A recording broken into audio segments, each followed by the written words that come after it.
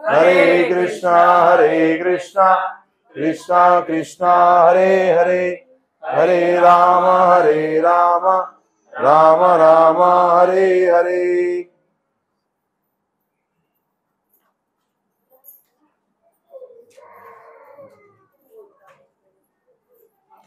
कुछ वक्त पीछे हमको पुस्तक उनको दे दीजिए पीछे। सब ये मिल गया, सबको पुस्तक मिल गया। हाँ,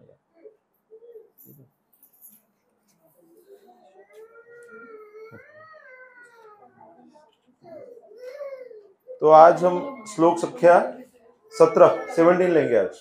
ओके, थोड़ा सा लंबा तात्पर्य, इसलिए आज वो रिवीजन नहीं कर रहे हैं आज हम। वायु प्राणवायु, अनिलम वायु का पूर्ण कोश, अमृतम अविनाशी, अथ अब इदम यह भस्मांतम भस्म हो जाने पर, शरीरम शरीर, ओम हे भगवान, क्रतो हे समस्त यज्ञों के भोक्ता, स्मर कृपया स्मरण करें, कृतम मैंने जो कुछ किया है, स्मर कृपया स्मरण करें, क्रतो हे परम भोक्ता, स्मर कृपया स्मरण करें, कृतम जो कुछ मैंने आपके लिए किया, स्मर कृपया स्मरण करें।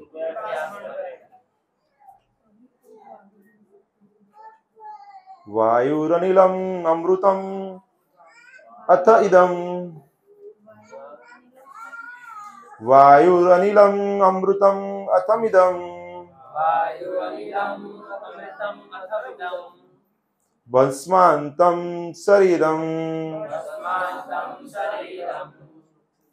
वायुरनिलम अमृतम इदम, भस्मांतम शरीरम, ओम क्रतो स्मर कृतं स्मर, ओम क्रतो स्मर कृतं स्मर, क्रतो स्मर कृतं स्मर, क्रतो स्मर कृतं स्मर, वायुरनिलम अमृतम अथम इदम भस्मांतम शरीरम,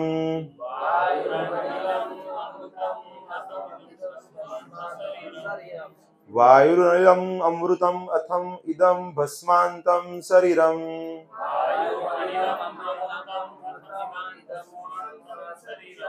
ओम क्रतो स्मर कृतं स्मर, क्रतो स्मर कृतं स्मर, ओम क्रतो स्मर कृतं स्मर, क्रतो स्मर कृतं स्मर। प्रभु जी इसमें से कोई पढ़ेंगे? वायुरनिलम अमृतम इदं भस्मांतम शरीरम, वायुरनिलम अमृतम इदं भस्मांतम शरीरम,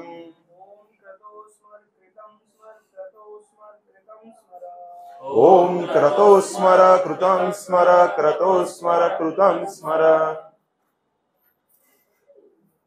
पढ़िए कोई पढ़ो। वायुरनिलम अमृतम अथम इदं भस्मांतम शरीरम, वायुरनिलम अमृतम अथम इदं भस्मांतम शरीरम, ओम क्रतो स्मर कृतं स्मरम, क्रतो स्मर कृतं स्मरम, ओम क्रतो स्मर कृतं स्मरं, क्रतो स्मर कृतं स्मरं। वायुमनिलम अमृतम अथमिदं भस्मांतम शरीरम, वायुरनिलम अमृतम अथम इदं भस्मांतम शरीरम, ओम क्रतो स्मर कृत स्मर, क्रतो स्मर कृत स्मर, ओम क्रतो स्मर कृतं स्मर, क्रतो स्मर कृतं स्मर। माताएं, वायुरनिलम अमृतम अथ इदं भस्मान्तं शरीरम् वायुरनिलम् अमृतम् अथ इदं भस्मान्तं शरीरम्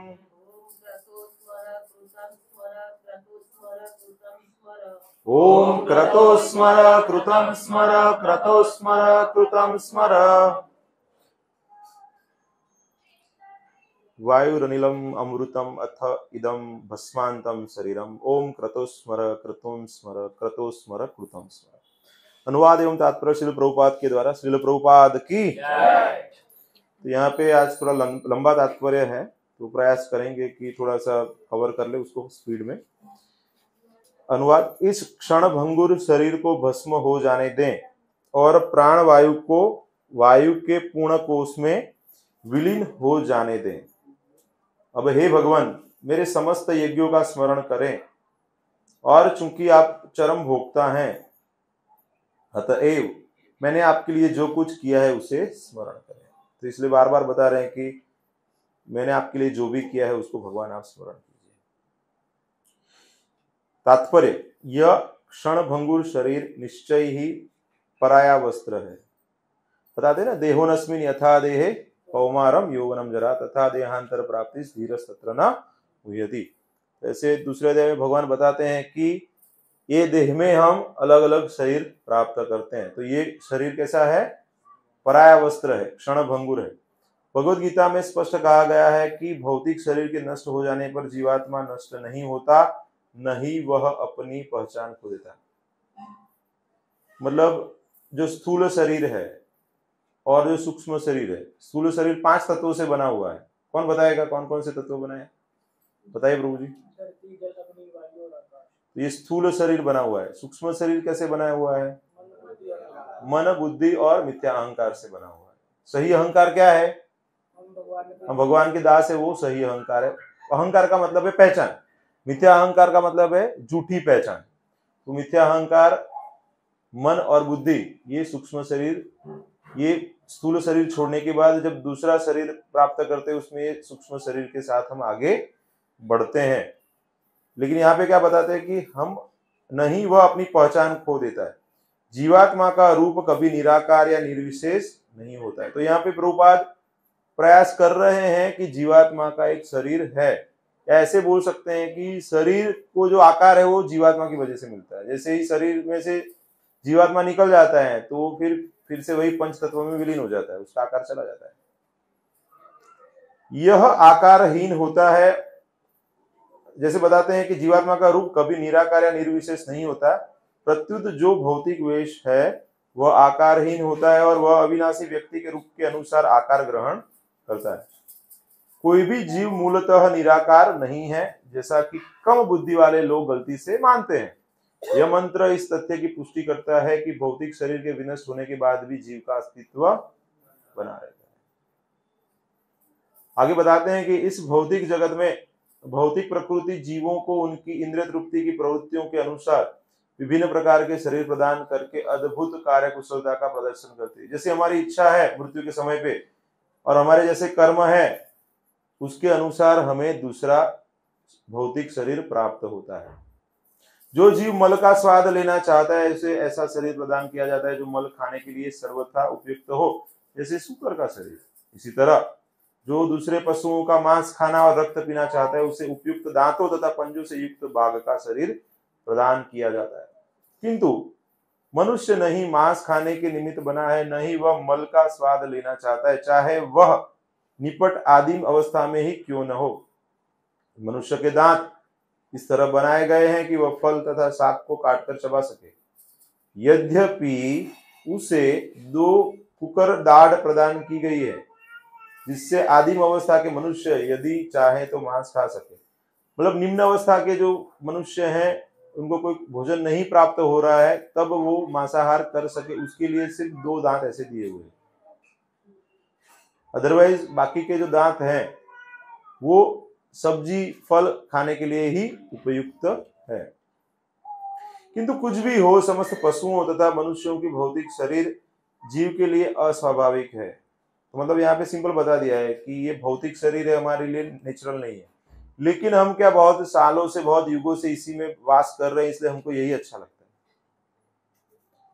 वे जीव की इंद्रिय तृप्ति की इच्छा के अनुसार बदलते रहते हैं। विकास क्रम के चक्र में जीव एक शरीर बदलकर दूसरा शरीर ग्रहण करता है। अब यह संसार जलमग्न था तो जीव ने जलीय रूप जलचर योनि धारण किया। फिर वह शाक जीवन में गया और उसे पार करके कीट जीवाणु में आया। फिर से पक्षी जीवन में, पक्षी से पशु जीवन में और पशु जीवन से मनुष्य जीवन में आया। यह मनुष्य रूप जब आध्यात्मिक ज्ञान की चेतना से पूर्ण हो जाता है तो यह उसका सर्वाधिक विकसित रूप हो जाता है।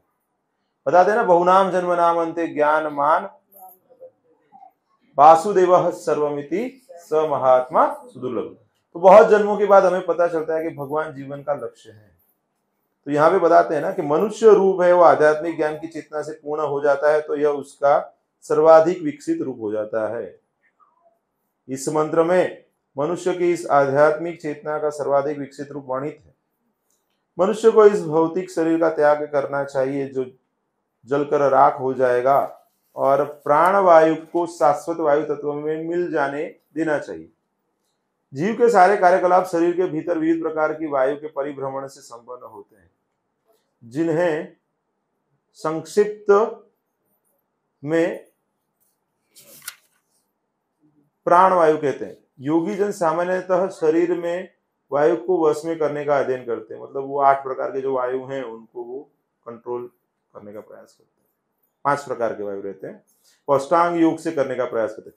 आत्मा को एक वायु चक्र से उठकर अन्य वायु चक्र तक उठना होता है जब तक कि वह सर्वोच्च चक्र ब्रह्मरंध्र में नहीं पहुंच जाता। इस बिंदु से पूर्ण योगी अपने आप को अन्य किसी इच्छित लोक तक ले जा सकता है। मतलब वो सूक्ष्म शरीर से कहीं पे भी पहुंच सकते हैं। इसकी विधि यह है कि एक भौतिक शरीर त्याग कर दूसरे में प्रवेश किया जाए, लेकिन ऐसे रूपांतर की पूर्णता तभी संभव है जब जीव अपने इस भौतिक शरीर का सर्वथा परित्याग कर सके और जैसा कि इस मंत्र में सुझाव दिया गया है आध्यात्मिक आकाश में प्रवेश कर सके, जहां वह सर्वथा भिन्न प्रकार का शरीर विकसित कर सकता है। एक आध्यात्मिक शरीर जिसकी न तो कभी मृत्यु होती है न ही कोई परिवर्तन। तो यहाँ पे बताया जा रहा है कि हमें ऐसा शरीर प्राप्त करना चाहिए जो सच्चिदानंद स्वरूप है, जिसमें आनंद प्राप्त होगा, जो शाश्वत है और जो ज्ञानमय है। तो वैसा शरीर हम कब प्राप्त कर सकते हैं? जब आध्यात्मिक शरीर प्राप्त करेंगे और उसमें कोई चेंजेस नहीं होते, वैसा ही रहता है। यहाँ इस भौतिक जगत में भौतिक प्रकृति जीव को उसकी इंद्रिय तृप्ति की विभिन्न इच्छाओं की पूर्ति के लिए शरीर बदलने के लिए बाध्य करती है। ये इच्छाएं विभिन्न योनियों के रूप में प्रकट होती हैं। एक कीड़े से लेके सर्वाधिक श्रेष्ठ देहधारी ब्रह्मा तथा देवताओं के शरीरों के रूप में। जैसे सर्वोच्च जो देव हैं ब्रह्मा जी हैं, वो भी एक जीव तत्व है। इन सभी जीवों के शरीर विभिन्न आकारों में जड़ पदार्थ से बने होते हैं। बुद्धिमान मनुष्य इन शरीरों की विविधता में नहीं अपितु इनके आध्यात्मिक स्वरूप में एकत्व देखता है। जैसे बताते हैं ना, जो ज्ञानी व्यक्ति है वह कोई अलग अलग शरीरों में जो आत्मा है उनमें कोई भेद नहीं करता है। समदर्शी न, वो सबको समान रूप से देखते हैं। वह आध्यात्मिक स्फुल्लिंग जो परमेश्वर का अंश है एक ही है, चाहे वह शुक्र के शरीर में हो या देवता के शरीर में। जीव अपने पाप तथा पुण्य कर्मों के अनुसार विभिन्न शरीर धारण करता है। मनुष्य शरीर सर्वाधिक विकसित है। क्यों है? क्योंकि यहाँ पे हम भगवान को जानने का प्रयास कर सकते हैं। बाकी जो शरीर है उसके अंदर हम 4 चीजों के ही बारे में जान सकते हैं, आहार, निद्रा, भय और मैथुन। लेकिन बताया कि धर्मो ही तेषाम अधिको विशेषो धर्मे नहीं न पशु भी समान। धर्म ही एक ऐसी चीज है जिसको मनुष्य शरीर में हम समझ सकते हैं। भगवद गीता के 7वें अध्याय के अनुसार अनेकानेक जन्मों तक ज्ञान का अनुशीलन करने के बाद सर्वाधिक श्रेष्ठ मनुष्य भगवान की शरण ग्रहण करता है। ज्ञान का अनुशीलन अपनी पूर्णता को तब प्राप्त होता है जब ज्ञाता परमेश्वर वासुदेव की शरण ग्रहण करता है।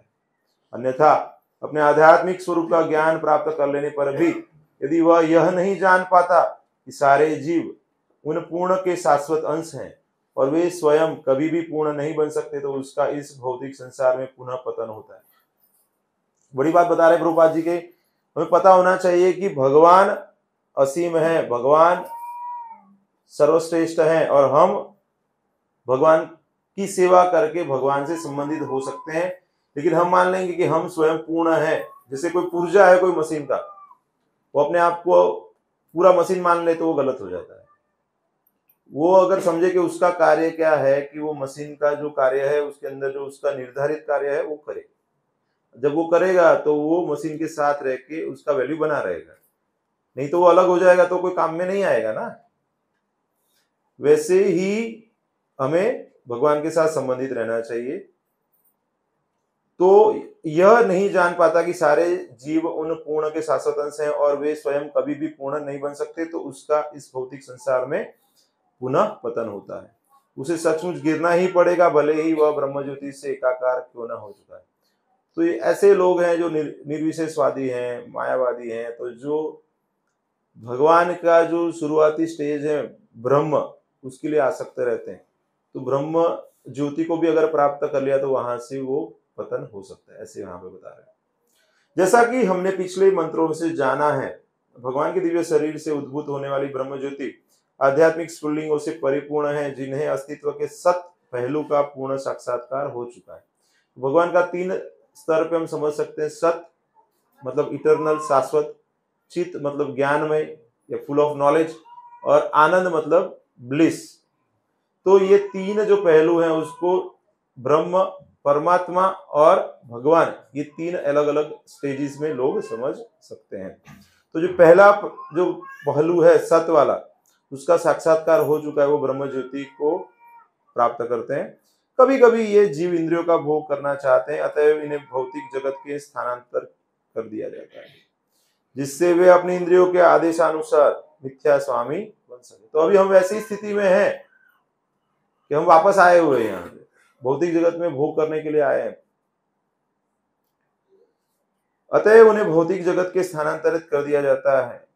स्वामी बनने की इच्छा जीवों का भौतिक रोग है, क्योंकि जीव इंद्रिय भोग के वशीभूत होकर इस जगत में विभिन्न शरीरों में देहांतर करता रहता है।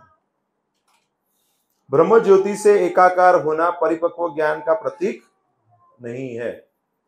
ये बड़ी बात बताई हुई है कि वो अंतिम लक्ष्य नहीं है। केवल भगवान के प्रति पूर्ण आत्मसमर्पण करने तथा आध्यात्मिक सेवा भाव विकसित करने पर ही कोई सर्वोच्च पूर्णता के स्तर को प्राप्त कर सकता है।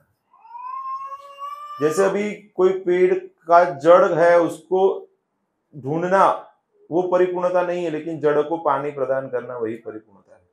वैसे ही भगवान कहाँ है, क्या है, वो सिर्फ जानने से नहीं होगा। अपना जो स्वरूप है भगवान के साथ, जीवेर स्वरूप है कृष्णेर नित्य दासों, भगवान के दास हैं। तो दास का मतलब क्या है, सेवा करना। तो भगवान के साथ हम सेवा में आदान प्रदान कर सकते हैं। इस मंत्र में जीव अपने भौतिक शरीर तथा भौतिक वायु को त्याग कर ईश्वर के आध्यात्मिक साम्राज्य में प्रवेश करने के लिए प्रार्थना करता है। भक्त भगवान से प्रार्थना करता है कि वे उनके उस कार्यकलापों तथा यज्ञों को स्मरण करे जिन्हें उसने अपने भौतिक शरीर के भस्म होने के पूर्व संपन्न किया है।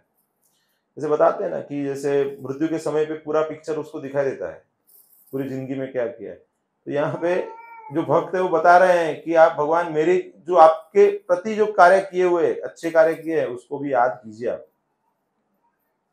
यह प्रार्थना वह मृत्यु के समय अपने विगत कर्मों तथा अपने चरम लक्ष्य की पूर्ण चेतना रहते हुए करता है। जो व्यक्ति पूर्ण रूपेण भौतिक प्रकृति के वश में रहता है, वह अपने भौतिक शरीर के अस्तित्व काल के सारे जघन्य कार्यों का स्मरण करता है और उसके फलस्वरूप मृत्यु के बाद वह दूसरा शरीर पाता है।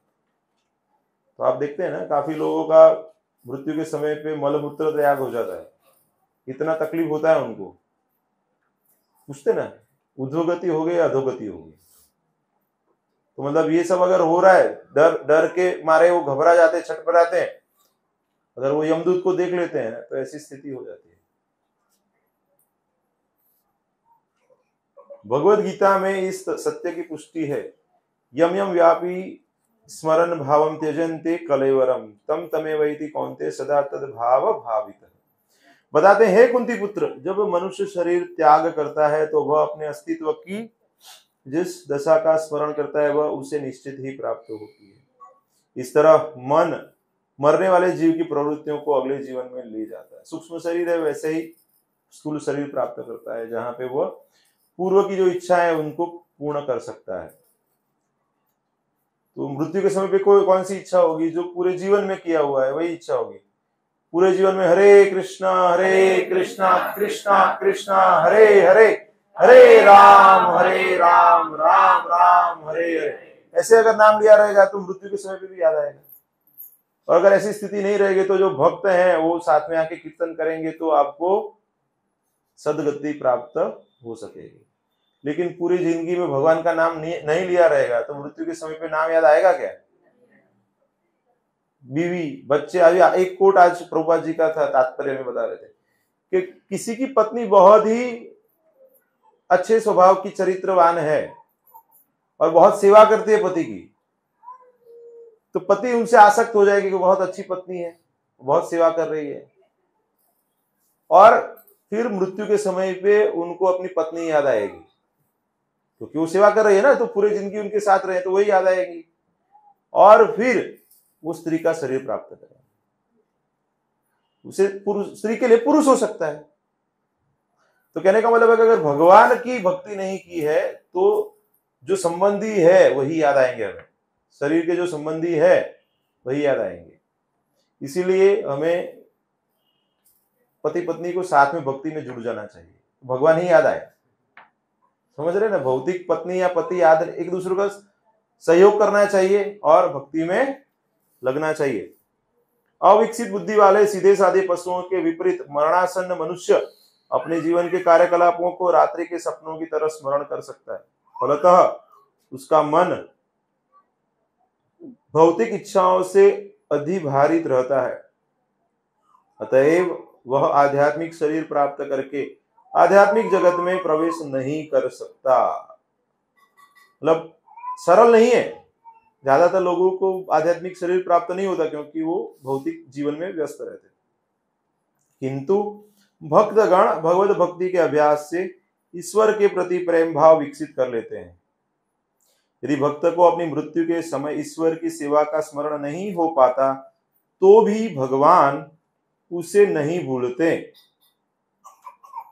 यह प्रार्थना भगवान को भक्त के यज्ञों का स्मरण कराने के लिए की जाती है, किंतु यदि इस प्रकार से स्मरण न भी कराया जाए तो भी भगवान अपने शुद्ध भक्त द्वारा की गई भक्ति में सेवा को नहीं भूलते। तो यहाँ पे बताते हैं कि किसी की स्वाभाविक मृत्यु नहीं है, कुछ अकस्मात मृत्यु भी अगर हो जाती है लेकिन पूरा जीवन भक्ति किया है उन्होंने तो भगवान उसको याद करते हैं। भगवान गुण नहीं भूलते, हम भूल जाते हैं लेकिन भगवान नहीं भूलते। गरुड़ पुराण में बताया गया कि ऐसे कोई मृत्यु है तो भगवान आके उसको याद करते हैं। भगवान ने भगवत गीता में अपने भक्तों के साथ अपने घनिष्ठ संबंध का स्पष्ट वर्णन किया है। यदि कोई अत्यधिक घृणित कर्म भी करे किंतु यदि वह भक्ति में सेवा में प्रवृत्त रहे तो भी उसे साधु सदृश माना जाना चाहिए, क्योंकि वह अपने संकल्प में ठीक तरह दृढ़ बना हुआ है। वह तुरंत सदाचारी बन जाता है और चिर शांति प्राप्त करता है। मतलब हमको ऐसे एनालाइज नहीं करना चाहिए कि कोई कितना उन्नत है या पतित है। अगर वो भक्ति में लगा हुआ है तो आज नहीं तो कल पूर्ण हो जाएगा, उसे साधु ही मानना चाहिए। हे कुंती पुत्र, निर्भीक होकर घोषित कर दो कि मेरा भक्त कभी नष्ट नहीं होता है। दिस एनकरेजेस अस, वो हमें हिम्मत देता है कि अरे चलो अभी कोई भी स्तर पे हम धीरे धीरे आगे बढ़ेंगे। जो मेरी शरण में आते हैं चाहे वे निम्न जन्मा स्त्री वैश्य या शूद्र क्यों न हो, वे परम गंतव्य को प्राप्त कर सकते हैं। ऐसा नहीं है कि सिर्फ ब्राह्मण या क्षत्रिय रहेंगे, उच्च कुल में जन्म लिया रहेगा तो ही वो भगवान को प्राप्त कर सकते हैं। भगवान सबके लिए सुलभ है। फिर पुण्यात्मा ब्राह्मणों भक्तों तथा राजर्षियों के विषय में क्या कहना। इसलिए इस दुख में नश्वर संसार में आने के पश्चात तुम मेरी प्रेममय सेवा में लगे रहो। अपना मन सदैव मेरे चिंतन में लगाओ, मेरे भक्त बनो, मुझे नमस्कार करो और मेरी पूजा करो। इस प्रकार मुझ में पूर्णतः लीन रहने पर तुम निश्चित रूप से मेरे पास आओगे। अभी पूरा जीवन हम भगवान को याद करेंगे तो भगवान को प्राप्त करेंगे। तो भगवान ने कलयुग में सरल बना दिया है ना, हरि नाम हरि नाम हरि नाम एव केवलम कलो नास्ति एव नास्ति एव नास्ति गतिरन्यथा। तो कलयुग में क्या कर दिया, सिंपल कर दिया, भगवान का नाम लेना और कुछ नहीं है, क्योंकि भगवान के नाम में और भगवान में कोई भिन्नता नहीं है, अभिन्न है, दोनों एक ही है। भगवान नाम के रूप में ही अवतरित हुए हैं और चैतन्य महाप्रभु ने हमें ये बहुत सरल करके दिखाया हुआ है। और पाश्चात्य देश में जाके प्रभुपाद ने उसका बहुत अच्छे से प्रचार किया है। तो अभी ऑल ओवर वर्ल्ड आप देख सकते हैं कि लोग भगवान के पवित्र नाम का उच्चारण करते हैं, संकीर्तन करते हैं। श्रील भक्ति विनोद ठाकुर इन श्लोकों की व्याख्या पर इस प्रकार करते हैं, मनुष्य को कृष्ण के भक्तों को संतों के सही मार्ग पर स्थित समझना चाहिए, भले ही ऐसा भक्त सुदुराचार अर्थात दुष्चरित वाला क्यों न प्रतीत होता हो। मतलब एक्सटर्नली हमें लग सकता है कि कुछ गलत आचरण कर रहे हैं। मनुष्य को चाहिए कि दुष्चरित का सही अर्थ ठीक से समझे। बद्ध जीव दो प्रकार के कार्य करते हैं, एक तो शरीर के पालन के लिए तथा दूसरा आत्म साक्षात्कार के लिए। सामाजिक पद, मानसिक विकास, स्वच्छता, तपस्या, भोजन तथा जीवन संघर्ष, ये सब शरीर के पालन के लिए है। जैसे 99% लोग हम वही करते हैं। मनुष्य के कार्यकलापों का उस भाग जो आत्म साक्षात्कार के लिए किया जाता है वह उसके भक्त होने के कर्तव्य के अंतर्गत संपन्न होता है। जैसे बाकी के लोग भी सब खाना पीना सब करते हैं तो भक्त भी करते हैं, लेकिन भक्त क्या करते हैं, थोड़ा भक्ति के लिए भी अलग से समय निकालते हैं, तो वो उसके कर्तव्य अंतर्गत संपन्न होता है, भक्त है इसलिए। तो और इसके लिए मनुष्य को तत्संबंधी कार्य भी करने होते हैं। प्रत्येक व्यक्ति को ये दोनों विभिन्न कार्य साथ साथ संपन्न करने होते हैं, क्योंकि बद्ध जीव अपने शरीर का पालन नहीं त्याग कर सकता, क्योंकि जब तक हम ये भौतिक शरीर में हैं तो उसका ध्यान तो रखना पड़ेगा। लेकिन ज्यों-ज्यों भक्ति में वृद्धि होती है त्यों-त्यों शरीर पालन के लिए किए जाने वाले कार्य घटने लगते हैं। तो अभी हम क्या शारीरिक चेतना में ना तो हम शरीर के ज्यादा ध्यान रखते हैं, लेकिन जो कुछ उन्नत भक्त रहते हैं जो आध्यात्मिक रूप से हमसे काफी उन्नत स्तर पे हैं, तो वो शरीर संबंधी कार्यों पे इतना ध्यान नहीं देते। जो बाबा जी जो हैं या उन्नत भक्त हैं तो वो क्या है, वो एक्सटर्नल चेतना में नहीं रहते हैं, तो हमको ऐसा बाहरी रूप से लग सकता है कि वो ऐसे कार्य अच्छे से नहीं कर रहे हैं। तो जब तक भक्ति का अनुपात सही बिंदु तक नहीं पहुंच पाता तब तक यदा कदा सांसारिकता का प्रदर्शन हो ही जाता है। लेकिन इस बात को ध्यान में रखना चाहिए कि ऐसी सांसारिकता अधिक काल तक नहीं चल पाती, क्योंकि भगवत कृपा से ऐसी अपूर्णताएं शीघ्र ही समाप्त हो जाती है। अतएव भक्तिमय सेवा का मार्ग ही एकमात्र सही मार्ग है। यदि मनुष्य सही मार्ग पर रहे तो यदा कदा सांसारिकता के आ जाने पर भी आत्म साक्षात्कार की प्रगति में रुकावट नहीं आती। तो बीच बीच में थोड़ा सा ऐसा लग सकता है सांसारिक है ऐसा, लेकिन वो धीरे धीरे उसमें से बाहर निकल जाता है। भक्ति की सुविधाएं निर्विशेषवादियों को नहीं मिल पाती, तो वो भगवान को स्वीकार नहीं करते ना, वो ब्रह्म तक ही रुके हुए हैं, क्योंकि वे भगवान के ब्रह्म ज्योति पक्ष के प्रति अनुरूप रहते हैं। जैसा कि पिछले मंत्र में सुझाया गया है, वे ब्रह्म ज्योति को वेद नहीं पाते क्योंकि वे भगवान के व्यक्तित्व में विश्वास नहीं, अभी जो भरोसा ही नहीं है तो वो कैसे दिखेंगे भगवान उनको। भगवान के भक्त बोलते भगवान ये ब्रह्म ज्योति को हटाओ तो मैं आपका दर्शन कर पाऊं, लेकिन इनको ब्रह्म ज्योति ही अंतिम लक्ष्य है, इसलिए वो भगवान का दर्शन नहीं कर पाते। उनका व्यवसाय अधिकतर शब्दों की जादूगरी तथा मानसिक तर्क वितर्क करना होता है। फलस्वरूप निर्विशेषवादी निरर्थक श्रम करते हैं, जैसा कि भगवत गीता के 12वें अध्याय में पुष्टि की गई है। इस मंत्र में प्रास्ताविक सारी सुविधाएं परम सत्य के साकार स्वरूप के निरंतर सानिध्य द्वारा आसानी से प्राप्त की जा सकती है। भगवान की भक्तिमय सेवा अनिवार्यतः भक्त द्वारा संपन्न 9 दिव्य क्रियाओं से युक्त होती है, जो प्रहलाद महाराज ने भी बताया हुआ है। श्रवणम कीर्तनम विष्णु स्मरणम पाद सेवनम। तो सबसे पहला क्या है, भगवान के विषय में श्रवण करना। फिर दूसरा है भगवान का गुणगान यानी कि कीर्तन करना। तीसरा है भगवान का स्मरण करना। चौथा है भगवान के चरण कमलों की सेवा, पाद सेवनम करना। फिर भगवान की अर्चना करना, भगवान की प्रार्थना करना, भगवान की सेवा, दास्यम, भगवान के साथ साख्यम का आनंद लेना मित्रवत। और नौवा भगवान को आत्मनिवेदन मतलब सर्वस्व समर्पण करना। तो भक्ति के ये 9 सिद्धांत चाहे एक एक करके लिए जाएं या सभी इकट्ठे लिए जाएं, भक्त को ईश्वर के नित्य संपर्क में बने रहने में सहायक बनते हैं। इस प्रकार जीवन के अंत में भक्त भगवान का स्मरण आसानी से कर सकता है।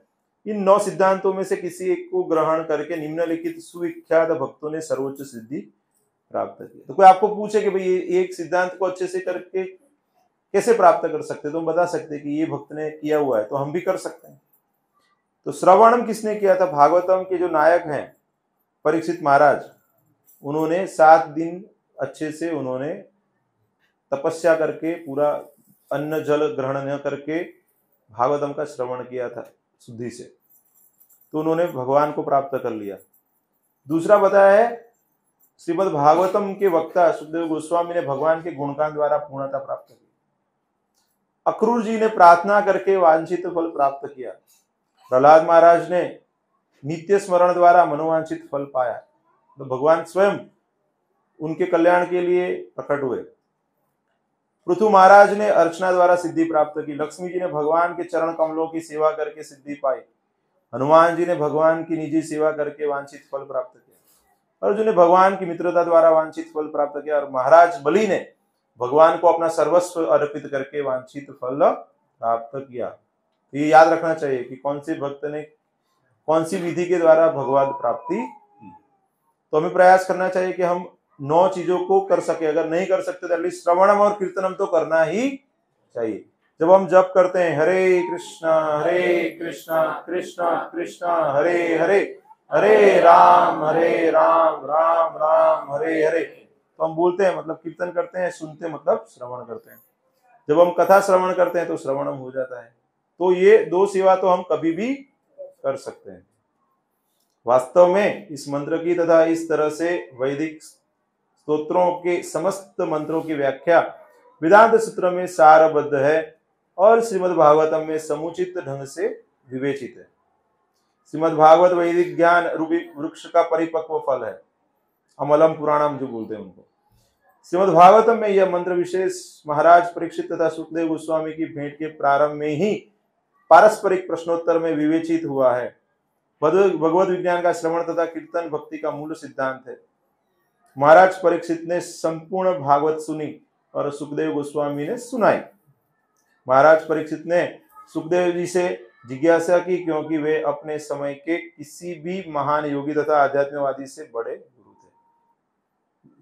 जन्म से ही मुक्त थे, पहले से जीवन मुक्त थे वो पहले से।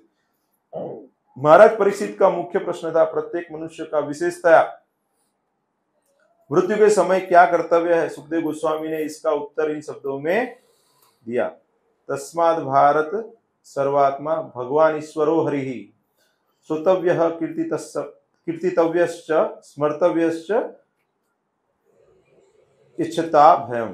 तो जो समस्त चिंताओं से मुक्त होने का इच्छुक है, ऐसे प्रत्येक व्यक्ति को चाहिए कि वह पूर्ण पुरुषोत्तम भगवान के विषय में सुने, उनका गुणगान करें और उनका स्मरण करें। 3 चीजें बताई हुई है। पहला, भगवान के विषय में सुने, फिर सुनने के बाद उनका गुणगान करें और फिर स्मरण करना है, वो याद भी रखना है। क्योंकि भगवान सभी वस्तुओं के परम निर्देशक, समस्त कष्टों को हरने वाले तथा समस्त जीवों के परमात्मा है। 5वें अध्याय में भगवद गीता में भगवान बताते हैं ना, भुक्तारम एकतपसाम सर्वलोक महेश्वरम सुहृदम सर्वभूतानां ज्ञात्वा शांति विरुच्यति। तो आज के समय में जो सबको प्रॉब्लम क्यों है, क्योंकि भगवान को भोक्ता नहीं मानते हैं, सब चीजों को भोग करने का प्रयास करते हैं। क्योंकि जब हम समझ सकते हैं कि भगवान ही सभी वस्तुओं के परम निर्देशक हैं, समस्त कष्टों के हरने वाले हैं और समस्त जीवों के परमात्मा है, तभी हम आनंदित हो सकते हैं। तथाकथित मानव समाज सामान्यतः रात्रि में सोने तथा संभोग करने में और दिन में यथासंभव अधिकाधिक धन कमाने या परिवार के पालनार्थ वस्तुएं खरीदने में लगा रहता है। अभी आप लोगों को पूछेंगे तो सुखी है तो बोलेंगे हाँ ये सुखी है। कैसे सुखी है? उनके पास ज्यादा धन है, उनके पास अच्छी आर्थिक व्यवस्था है। और दुखी तो बोले जिसके पास आर्थिक व्यवस्था नहीं है वो दुखी। ऐसा मापदंड अभी माना गया है। आज से 50 या 100 साल पहले ऐसा नहीं था, तब जीवन के मूल्य अलग थे, सही कि नहीं? 50-100 साल पहले जाएंगे तो लोग ऐसे बोलते थे कि चारित्र अच्छा होना चाहिए, गुण अच्छे होने चाहिए। इवन जो मैरिजेस भी होते हैं ना वो गुण के आधार पे होते थे, फैमिली वैल्यूज के आधार पे होते थे, नहीं कि धन के आधार पे। 50 साल पहले चले जाएंगे तो। लेकिन अभी क्या होता है? डॉक्टर का मैरिज डॉक्टर से होता है, इंजीनियर का इंजीनियर से होता है। मतलब जो भौतिक क्वालिफिकेशंस है उसको देखा जाता है। पहले ऐसा था गुण देखे जाते थे, तो इसलिए जो विवाह है उसमें प्रॉब्लम नहीं होते थे। आजकल गुण नहीं देखे जाते हैं, आय कितनी है, लड़का कितना कमाता है, ये देखा जाता है, सही कि नहीं? तो उसकी वजह से प्रॉब्लम आ रहा है, उसकी वजह से प्रॉब्लम आ रहा है। पहले के जमाने में जो मैरिज होते थे तो विवाह विच्छेद नहीं होता था उसमें। ऐसे प्रभुपाद बताते हैं कि भौतिक जगत में हिंदू संस्कृति के अनुसार देखेंगे तो विवाह विच्छेद है ही नहीं, ऐसा कोई प्रोविजन ही नहीं है। मतलब एक बार मैरिज हो गया तो साथ में रहना है, कोई भी स्थिति हो, अच्छी स्थिति हो बुरी स्थिति हो, साथ में रहना है। लेकिन अभी क्या हो गया, गवर्नमेंट ने पास किया हुआ है कि विवाह विच्छेद हो सकता है। तो पहले से ही प्रोविजन है तो फिर लोग सोच सकते हैं ना, पहले से ही प्रोविजन है कि भाई विवाह विच्छेद कर सकते हैं, तो फिर लोग बहाने ढूंढेंगे ना। कुछ प्रॉब्लम हो रहा है तो वो छोड़ सकते हैं उस संबंध को। यहां पे बताते हैं कि लोगों के पास पूर्ण पुरुषोत्तम भगवान के विषय में बातें करने या उनके विषय में जिज्ञासा करने के लिए बहुत कम समय रहता है। ज्यादातर समय अर्थोपार्जन में चला जाता है और सोने में चला जाता है बाकी का समय। उन्होंने ईश्वर के अस्तित्व को कई प्रकार से नकार रखा है, जिसमें मुख्य है इन्हें निर्विशेष घोषित करना अथवा उन्हें इंद्रिय बोध रहित बताना। मतलब भगवान को हम समझ ही नहीं सकते क्योंकि वो तो निर्विशेषवादी लोगों ने ऐसा प्रचार किया हुआ है, इसलिए प्रभुपाद को आना पड़ा। बोला निर्विशेष शून्यवादी पाश्चात्य देश तारे हैं। निर्विशेषवादी, शून्यवादी और पाश्चात्य देश है, वो सबको तारने के लिए भगवान ने प्रभुपाद जी को भेज दिया। किंतु वैदिक साहित्य में चाहे वह उपनिषद, वेदांत सूत्र हो या भगवद गीता या श्रीमद् भागवतम हो, यह घोषित किया गया है कि भगवान सचेतन है और अन्य सभी जीवों के से श्रेष्ठ है। तो भगवान ही सबसे उन्नत है, सबसे श्रेष्ठ है। उनकी महिमामय लीलाएं उनसे अभिन्न है। भगवान का अगर हमें साक्षात्कार करना है तो कुछ नहीं करना है, भगवान की लीलाओं को सुनना चाहिए, समझना चाहिए। भगवद गीता में बार बार भगवान के बारे में बताया जाए तो भगवान बोलते हैं ना कि मेरी पूजा करो, मेरी सेवा करो, मुझे याद करो, मेरे भक्त बनो। तो वो सरल मार्ग है। कई बार हमें लग सकता है कि भगवान ऐसा ईगो से बता रहे हैं कि मेरा करो मेरा करो, लेकिन भगवान बता सकते क्योंकि भगवान का ही है सब कुछ। हम ऐसा बोलेंगे तो वो झूठ है, लेकिन भगवान बोल सकते क्योंकि भगवान सभी के पालन करते हैं, सभी के संहारक है, सभी के सृष्टि के उद्भव भी उनसे होता है, तो भगवान के कंट्रोल में है सब चीजें। उनकी महिमामय लीलाएं उनसे अभिन्न है। अतः मनुष्य को संसारी राजनीतिज्ञों एवं समाज के तथा कथित बड़े बड़े लोगों के अनुचित कार्यों के बारे में सुनने तथा बोलने में लिप्त नहीं होना चाहिए, अपितु जीवन को इस तरह ढालना चाहिए कि एक पल भी व्यर्थ गवाए बिना वह दैवी कार्यकलापों में लगा सके। श्रीशोपनिषद हमें ऐसे दैवी कार्यकलापों की ओर निर्देशित करता है। यदि कोई भक्ति का अभ्यस्त नहीं हो जाता तो वह मृत्यु के समय क्या स्मरण कर पाएगा। तो हम बताते हैं ना कि मिनिमम 2 घंटा तो भगवान का नाम लेना चाहिए। अभी 24 घंटे में से 2 घंटा मतलब कितना हुआ? 8% हुआ ना, आश्रय 8% टाइम हो गया अपना दिन का। तो 8% टाइम भी भगवान का नाम लेने में हमें टाइम नहीं मिल रहा है, वो भी हम जैसे तैसे करके कर लेते हैं पूरे 24 घंटे में से। जब शरीर छिन्न भिन्न हुआ रहता है और वह किस तरह परम शक्तिशाली भगवान से अपने यज्ञों का स्मरण करने के लिए प्रार्थना कर सकेगा। तो यहाँ पे जो भक्त प्रार्थना कर रहे हैं वो क्या प्रार्थना कर, शुद्ध भक्त हैं तो बता रहे हैं कि भाई मृत्यु का समय आए तो मैंने जो आपके लिए किया है वो सब आप याद करना भगवान। लेकिन हमने कुछ किया ही नहीं रहेगा तो हम क्या बताएंगे कि भगवान याद करे? तो भगवान बोलेंगे तुम याद करो तुमने क्या क्या किया है। मृत्यु के समय पे जो भक्त नहीं है उनको क्या दिखाई देगा? जो उन्होंने पूरा अपना माया जाल बनाया रहेगा वही उसको याद आएगा ना। पत्नी याद आएगी, बच्चे याद आएंगे, घर याद आएगा, ईएमआई याद आएंगे उसको। आजकल तो वो भी एक चक्कर रहता है ना, ईएमआई का भी चक्कर। कहीं अगर कम उम्र में मृत्यु हो जाए 40-50 के अंदर, जब ईएमआई बाकी है, अरे घर वाले कैसे ईएमआई भरेंगे, मैंने टर्म इंश्योरेंस तो लिया ही नहीं था, ऐसे याद आएगा। तो ये सब प्रॉब्लम्स आएंगे। यज्ञ का अर्थ है इंद्रियों को उनके स्वार्थ से रोकना। यज्ञ का मतलब है भगवान विष्णु। तो भगवान विष्णु की सेवा में इंद्रियों को लगाना है। मनुष्य को अपने जीवन काल के दौरान इंद्रियों को भगवान की सेवा में लगाकर इस कला को सीखना होता है। मनुष्य मृत्यु के समय ऐसे अभ्यास के फलों का सदुपयोग कर सकता है। तो आज के क्लास में हम क्या सीखें, क्या कोई बता सकते हैं? थोड़ा लंबा तात्पर्य था लेकिन कुछ अच्छे अच्छे पॉइंट्स हम सीखे। कोई बता सकते हैं क्या सीखे? बताइए माता जी। हाँ, तो अंत काल में हम भगवान को याद करेंगे। तो भगवान को याद कैसे कर पाएंगे? पूरा जीवन करना है। तो कितने लोग तैयार हैं? सब लोग तैयार हो जाते हैं। बढ़िया। और क्या कोई मुद्दा और कोई सीखे आज क्लास में? नवदा भक्ति के कौन से 9 अंग है आप बताइए? श्रवणम, कीर्तनम, विष्णु स्मरणम, पाद सेवनम, अर्चनम, वंदनम, दास्यम, सख्यम, आत्मनिवेदनम। तो ये 9 अंग है। तो एक एक कौन बताएगा? एक एक किसने अच्छे से किया? श्रवणम किसने किया था? पीछे से। प्रभु आप तो वरिष्ठ भक्त है, आपको आएगा ना।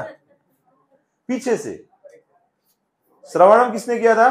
परीक्षित महाराज ने किया था। कीर्तनम सुखदेव गोस्वामी जी ने किया था। फिर आगे स्मरणम किसने किया था? प्रहलाद महाराज ने। अक्रूर जी ने क्या किया था? प्रार्थना किया था। फिर पाद सेवनम किसने किया था? लक्ष्मी जी ने किया। फिर साख्यम किसने किया था? वो दास्यम था। साख्यम साख्यम अर्जुन। आत्मनिवेदन किसने किया था? बलि महाराज। सब कुछ दे दिया ना भगवान को, अपना सर्वस्व दे दिया ना भगवान को। तो वैसे अलग अलग भक्त हैं, वो एक एक अंग को परिपूर्ण रूप से करके उन्होंने अच्छे से बताया। फिर आगे प्रभुपाद जी ने क्या बताया था कि जैसा हम इच्छा करेंगे वैसा शरीर प्राप्त होता है। तो मल खाना है तो शुकर का शरीर मिलेगा, और मांसाहार करना है तो बाघ बनना है। किसी को बाघ बनना है? नहीं बनना है। फिर आगे बताते हैं कि हाँ, ब्रह्म ज्योति के बारे में बताए थे कि जो निर्विशेषवादी हैं वो क्या करते हैं? ब्रह्म में विलीन होने का प्रयास करते हैं। वो भगवान को जानते नहीं है। लेकिन हमें क्या करना चाहिए? भगवान को जानना चाहिए। हमारा स्वरूप क्या है? हमारा स्वरूप है जीवेर स्वरूप है कृष्ण नित्यदास। तो समझने का प्रयास करना चाहिए। फिर 2 प्रकार से बताया था। एक और चीज बताई थी कि कोई भक्त है तो हमें बाहरी रूप से वो कुछ उसमें दोष दिखाई दे सकते हैं, लेकिन उसको साधु ही समझना चाहिए। क्यों? क्योंकि वो भक्ति में लगा हुआ है ना, तो वो क्लीन हो जाएगा धीरे धीरे। जो लगा नहीं हुआ है भक्ति में तो उसको कोई इतना फायदा नहीं मिलने वाला है। वो भले बाहरी कार्य अच्छे से करे। कोई लोग रहते हैं बहुत अच्छे से अपना घर का मैनेजमेंट करते हैं, बहुत परफेक्ट, एकदम बढ़िया एटिकेट में रहते हैं, सब कुछ बढ़िया करते हैं, लेकिन भक्ति नहीं करते। सो कॉल्ड जेंटलमैन बोलते हैं ना, तो उसका कोई फायदा नहीं है। क्योंकि अंत काले नारायण स्मृति तो नहीं होगा ना उनको। अंत काले तो ये जो परफेक्ट किया वही याद आएगा। फिर से परफेक्ट करने के लिए परफेक्ट आ जाएंगे यहाँ पे। वो वही करना पड़ेगा ना उनको, फिर से यहीं पे आएंगे ना। उनको ऐसा जरूरी भी नहीं है कि उनको मनुष्य जन्म मिले। तो भक्ति नहीं किया है उन्होंने। तो मनुष्य शरीर का मुख्य उद्देश्य क्या है? अथा तो ब्रह्म जिज्ञासा, ब्रह्म को जागना। ब्रह्म को जानने के लिए कोई प्रयास ही नहीं किया है उन्होंने। तो भगवान क्या बोलेंगे? अभी ये तो वेस्ट कर दिया आपने, ठीक है, फिर से साइकिल में चले जाओ। तो अनेक करोड़ों सालों के बाद में फिर से आपने देखा है अभी वो चींटी और ऐसा अलग अलग जीव जंतु रहते हैं, तो उनका कार्यकाल इतना नहीं रहता है ना, थोड़ा दिन रहते हैं फिर मर जाते हैं। हाँ? कुछ ऐसे कीड़े रहते हैं ना, बारिश के समय में आते हैं, तो इवनिंग में बर्थ होता है, सुबह देखते नहीं है वो, ऐसे होते हैं ना, सुबह में देखते तो मरे हुए रहते हैं। तो ऐसा सब करके आए हम लोग। कितने लोगों को विश्वास है क्या करके आए कि बाकी है, करना है, करना है फिर से? तो इससे क्या करना है फिर? भक्ति करना है। कितने लोगों को दीक्षा बाकी है अभी? तो गुरु प्राप्ति करना पड़ेगा ना पहले, उसके बिना हो जाएगा क्या? भगवान की कृपा से गुरु की प्राप्ति होती है और गुरु की कृपा से भगवान प्राप्त होते हैं। उसके लिए क्या करना है? इतने भक्त जो आज दिखाई दे रहे हैं ना, वो संडे नहीं दिखाई देते। वो संडे को टिकट मिलता है भगवत धाम का, आज सिर्फ प्रसाद ही मिलता है। आज क्या मिलता है? टिकट के साथ आपको आना है तो क्या चाहिए आपको? संडे प्रोग्राम में आना पड़ेगा। कितने लोग आने वाले टिकट लेने के लिए?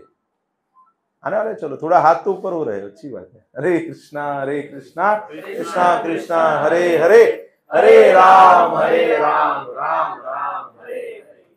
कोई भक्तों कोई प्रश्न है तो पूछ सकते हैं। हाँ बोले ब्रो।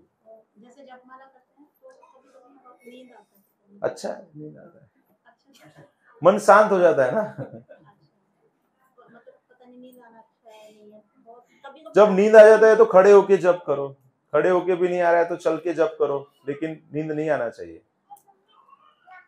नींद आना का मतलब क्या है कि हम ध्यानपूर्वक जप नहीं कर रहे हैं, ऐसा हो जाता है। उसका मतलब क्या है कि हम मूवी देखते हैं तो ज्यादातर नींद नहीं आता ना, रस रहता है ना, बना रहता है ना। कुछ आप अच्छा काम कर रहे हैं जिसको पसंद है अपने को, तो उसमें नींद आती है क्या? अपने को खाना पकाते वक्त नींद आती है आपको? नहीं आती। तो ऐसे बता रहे थे कि हिज होलीनेस लोकनाथ स्वामी महाराज बता रहे थे, उनका पुस्तक है, बढ़िया पुस्तक है, भगवान के नाम रूप गुण लीला और धाम के ऊपर है। तो उसमें नाम के ऊपर बता रहे थे कि वो कोई तो जब वो जूनियर लेवल पे शुरुआती भक्त रहेंगे, तब जुहू टेम्पल में वो वहाँ के कुछ सेवा उन्होंने दी रही होगी, तो वहाँ पे जो वहाँ के अध्यक्ष थे कोई भी, तो उनको मिलने के लिए कोई बाहर से आया है, तो वो बोल रहे हैं कि आपको मिलने के लिए आया है, तो बोले कि नहीं अभी नहीं मिल पाऊंगा, मैं बाद में मिलूंगा। तो उनको लगा कि इतने दूर से कोई मिलने आया है तो ये क्यों ना बोल रहे हैं, मतलब। तो अभी बोल रहे हैं कि अभी मुझे समझ में आ रहा है कि जो मॉर्निंग का समय है, जो भगवान का जो नाम जो हम लेते हैं, चैंटिंग का जो समय है, उस समय पे हम भगवान के साथ हमारा अपॉइंटमेंट है, तो हमको उसका महत्व नहीं है, इसलिए हम उसको बहुत कैजुअली ले लेते हैं। तो जब हम जप करते हैं तो उसको हम बहुत कैजुअली ले लेते हैं, इसीलिए हमको वो नींद भी आ जाती है, हमको इतनी रुचि भी नहीं होती है। अगर आपको बताएंगे कि अब मोदी जी से मिलना है आज, आप मोदी जी आपके घर आने वाले हैं सुबह 6 बजे, तो आप कितने बजे उठ के तैयार हो जाओगे? सोएंगे नहीं। सही है, सही है, एकदम सही है। एक्साइटमेंट, मोदी जी आने वाले हैं, अरे सबको फोन कर देंगे, एक व्हाट्सएप ग्रुप बना देंगे, सबको बता देंगे कि मोदी जी आने वाले हैं, ऐसे करके। किसी को वीडियो रिकॉर्डिंग करने के लिए बुला लेंगे कि जब मोदी जी आए तो मैं इधर खड़ा रहूंगा, मेरे फोटो निकाल लेना, इधर खड़ा रहूंगा, फोटो निकाल। होता है कि नहीं ऐसा? एक्साइटेड रहेंगे ना। तो अगर मोदी जी तो क्या सिर्फ हमारे प्रधानमंत्री हैं तो भी हम इतना एक्साइटेड रहते हैं, लेकिन सभी प्रधानमंत्रियों के प्रधानमंत्रियों से भी ऊपर, सबके ऊपर जो है भगवान है, उनके साथ हमारा appointment, because we are not aware. तो इसलिए हम क्या करते हैं, थोड़ा सा उसको महत्व नहीं दे पाते हैं, इसकी वजह से नींद आ जाती है या फिर हम डिस्टर्ब हो जाते हैं। तो ये हम हमारी क्या ये प्रवृत्ति काफी जन्मों से चल रही है ना, भगवान के प्रति हमारा अनुराग नहीं हुआ है ना, इसीलिए हमें साधना भक्ति अच्छे से करेंगे तो धीरे धीरे रागानुगा भक्ति में प्रवेश कर पाएंगे, फिर हमें इच्छा होगी, फिर बाकी चीजें भूल जाएंगे आप, भक्ति का नाम लेना नहीं भूलेंगे। तो अभी ध्यान पूर्वक जप करना चाहिए। तो अभी एक आध बार मैं ऐसा क्लास लूंगा कि मतलब भगवत गीता स्टार्ट करने से पहले मेरी इच्छा है कि जो वो पुस्तक में कुछ अच्छे पॉइंट्स हैं जो हमारी प्रैक्टिकल एप्लीकेशन के लिए जरूरी है, वो मैं शुक्रवार को ही लेना चाहूंगा, क्योंकि ज्यादा भक्त आते हैं तो शायद फिर वो सारे रविवार को आ जाए फिर, ठीक है। क्योंकि वो नाम के ऊपर बहुत डिटेल में बताया हुआ है और नाम के लिए अच्छे से समझना भी चाहिए। बाकी चीजें तो बात की है, रूप गुण वो तो बाद में समझेंगे, लेकिन नाम के ऊपर जो है बहुत डिटेल में 100 पेजेस बताए हुए हैं। और उसको अलग अलग शास्त्र से महाराज ने बताए हुए हैं, तो उसको हमें समझना चाहिए। और क्या बोलते हैं कि नामापराध से फिर नामाभास और नामाभास से शुद्ध नाम तक कैसे हम पहुंच पाए, उसको हमें समझने का प्रयास करना चाहिए। ठीक है, तो अभी सभी भक्तों से निवेदन है कि संडे को आइए। किसी को कोई प्रश्न है? माता जी ने बताया नींद अच्छी बात है, काफी लोगों को नींद आती है, लेकिन वो नींद आती है तो नींद को उड़ा देना है, मुंह धो लेना है, कैसे भी करके उसको फिर से उसमें जप में लगना है। और कोई? उसका मतलब आपको सब समझ में आ गया है, देयर इज नो क्वेश्चन।